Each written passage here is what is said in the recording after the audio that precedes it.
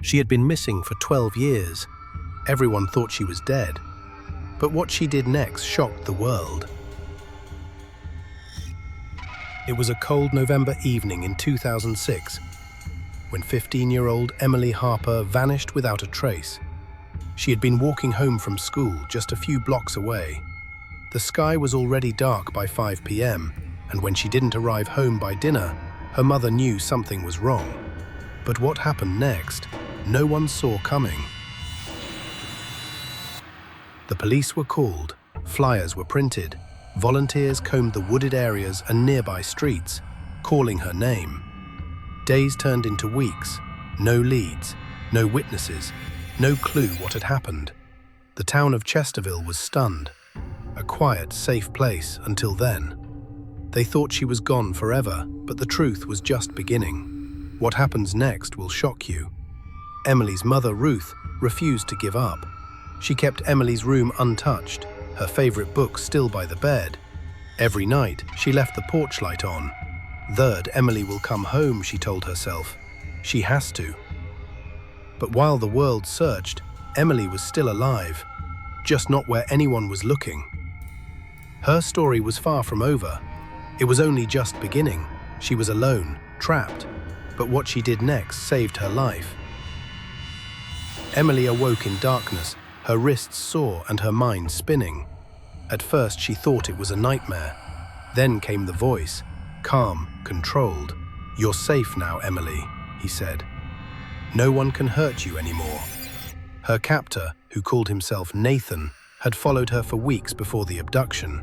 A man in his 40s, quiet, educated, and invisible to most.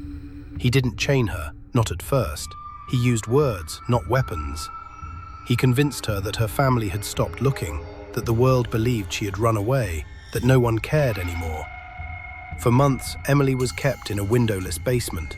She was allowed to eat, read, and sometimes walk around, but never leave. Each day was carefully managed, control disguised as kindness. Nathan told her she was special, that only he understood her. She started to doubt her own memory. Maybe he was right, maybe this was safety. The basement became her new reality, until her mind began to fight back. As years passed, Emily's world narrowed. Birthdays came and went in silence. She lost track of time, but not of herself. Her mind stayed active. She read obsessively, psychology, philosophy, old novels.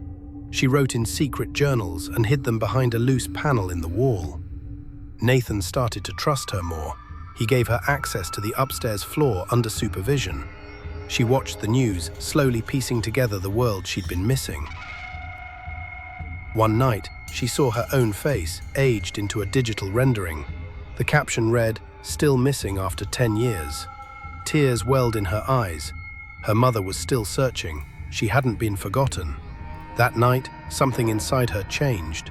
Emily began planning, watching, waiting. Her freedom would not be given. She would have to take it. One decision, one silent phone call would change everything. Stay with us to see how. It was a quiet Sunday morning when Emily made her move. Nathan had gone out for groceries. For the first time in years, she was alone, completely. Her heart pounded as she retrieved the old burner phone she'd hidden weeks ago. With shaking hands, she dialed 911. The words came slowly. "My name is Emily Harper. I've been missing for 12 years. I need help." The operator stayed calm, asking her to stay on the line. Within minutes, sirens echoed down the street. Emily stood by the window, barely breathing, afraid it was all a dream. You've heard her story, but the most powerful moment is still ahead. When the door burst open and officers called her name, Emily collapsed. Her body gave out, but her spirit had never been stronger. Emily's return was met with shock, joy, and disbelief. Her mother cried for hours, holding her as if afraid to let go. The media swarmed the small town. But for Emily, the journey was only beginning. She had to learn how to live again, how to walk through crowds, trust people, speak freely. Therapy helped. So did her journals. Slowly, she began to tell her story, not for fame, but to help others still trapped in silence. Today, Emily works with survivors of trauma. Her voice, once stolen, now saves others. She says, "The past doesn't define me, survival does."